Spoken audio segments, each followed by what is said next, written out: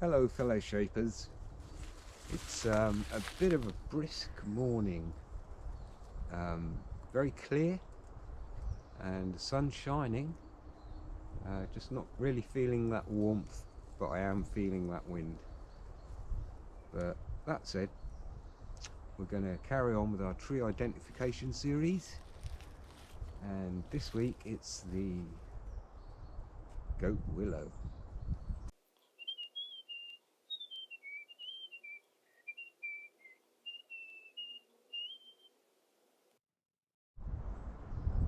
So we're coming into, well, heading towards March now. It's late February, 26th to be exact. And if you look up there with the sun shining on them, you'll see lots and lots of little white fluffy balls from this distance. There isn't any low down at the moment. They will come a little bit later on. I might be able to show you up close over there maybe, but they're the catkins, and that would make this a male tree, because the female catkins come on a little bit later on, and they are very different in appearance. As the catkins grow, they then propagate the female varieties, the spiky, not so furry ones. Then the female species will then actually create seed pods. The seed pods are very furry. I don't know if you can make that buzzard out up there, but the seed pods are very furry, and they kind of scatter to the winds and will lay almost like a snow effect on the ground once they've dispersed their seeds. This fluff stuff is actually a great fire starting source, much like cotton wool or something like that, but perhaps even more combustible. I have actually done a video before where I've set light to the fluff, and it is a very good fire starter.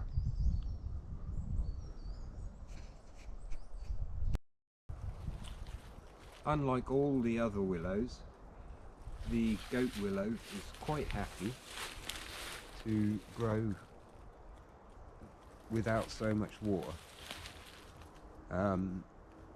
Willow is often a good source for finding water underground. If there's willow, then you're guaranteed there'll be water. This species though, the goat willow, is actually not the case. So it spreads out a little bit more than your normal willow would. The main thing is with the bark, it's that diamond pattern. So they're the key things to look out for. I'm trying to find a young one here, and we've got a younger one. So if we just move across here, yeah, these two here are goat willow, or this actual little patch here, because they quite happily grow together in, and could be coppiced even into little bushes.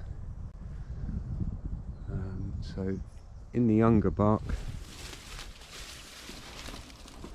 it's got those diamond shapes which I was referring to, and you can still make them out even on the younger branches.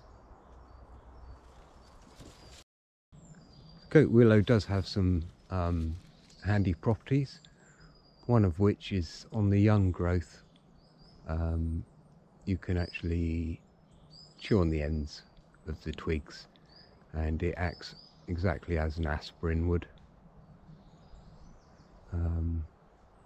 It will have a bit of a nasty taste, but it'll be a cure for a headache possibly. I was never a big fan of aspirin personally, but it is it's an option.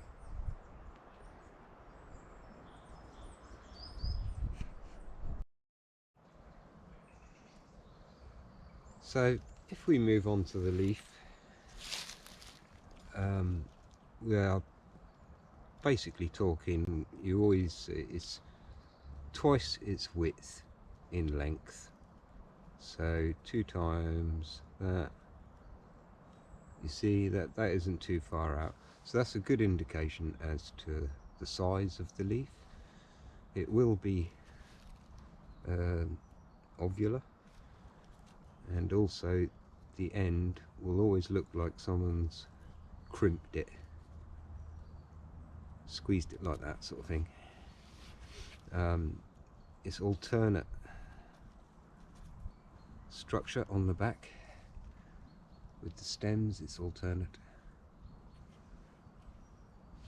and unfortunately that's as much as I can show you about the leaf, really.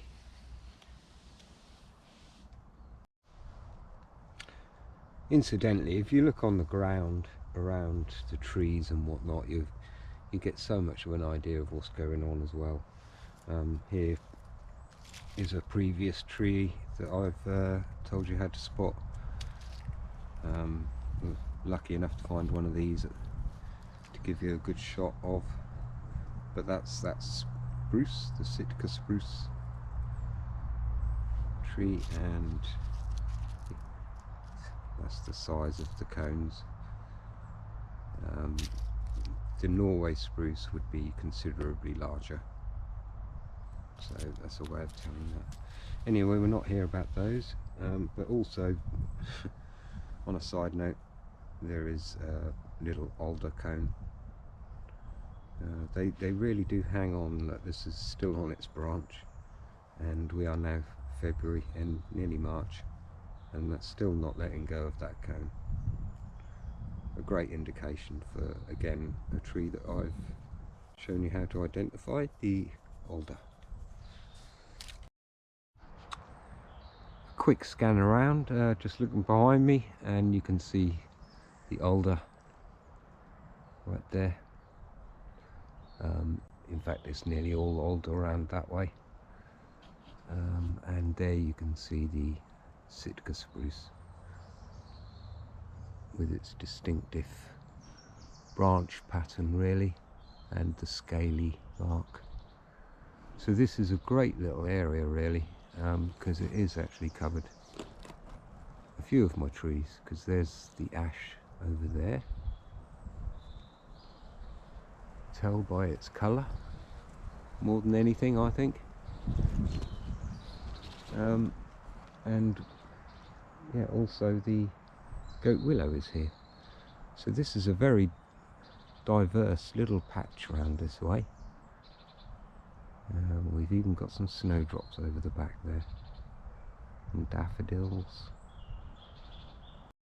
And just over there I can spot something that's quite distinctive. It's actually a lily.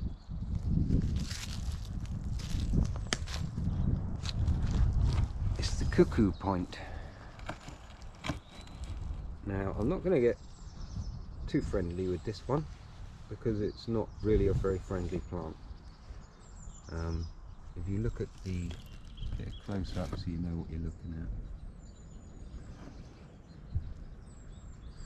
at. But this is actually a toxic plant. These little crystals, they're called oxalates or something, but they're little needle-shaped crystals, and as soon as you put that into any soft tissue area, they will pierce and infect and cause lots of little problems, really, including breathing difficulties. They're so poisonous that a lot of animals can't eat them either, like horses, cats, dogs. So you have to be a bit wary with these things. If you see them in your garden, not advisable. thankfully the effect, if you was to put that in your mouth, is nearly instant, and so children don't really consume enough of this to be too harmful, because they kind of realise immediately that this is not meant to be put in the mouth. So never know what you come across.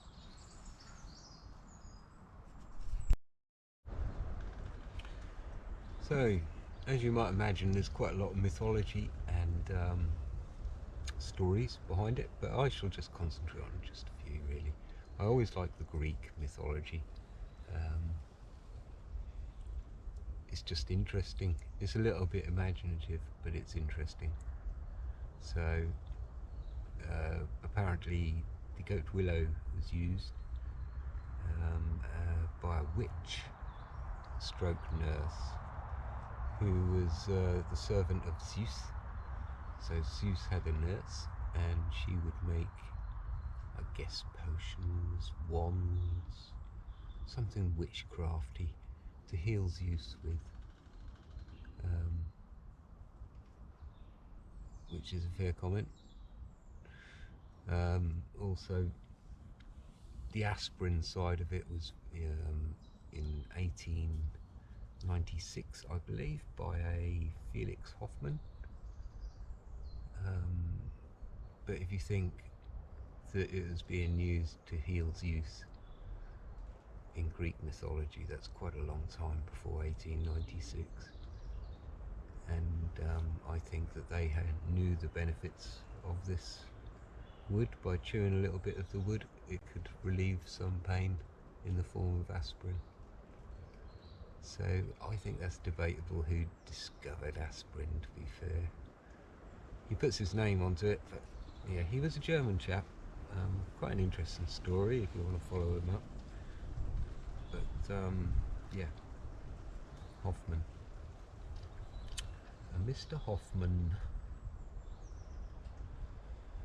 So then, yeah, back to the Greek mythology. There was also Orpheus, who carried branches of this goat willow to take with him on his journeys into the underworld.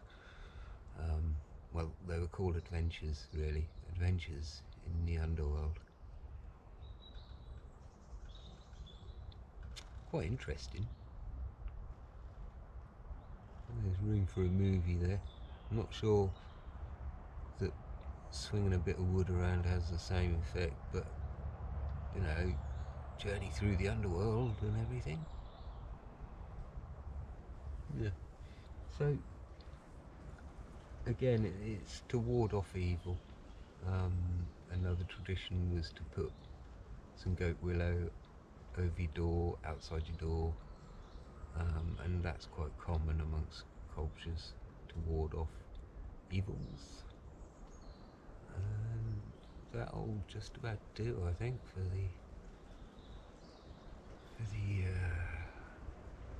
goat willow stroke pussy willow. So I hope you enjoyed this episode. It is part of an ongoing playlist. You can find that playlist in my channel. This was the fourth, fifth tree of what will be a complete series trying to cover all of the trees in UK mainland. I'm willing to journey out for some of them if I need to be, but I want it to be as definitive as possible. So definitive meaning it's open to discussion. I'd like your feedback in the comments, any additional information you might have about these trees, all welcome. And hopefully we can grow our knowledge together about trees, which where would we be without them? Thanks for watching, guys.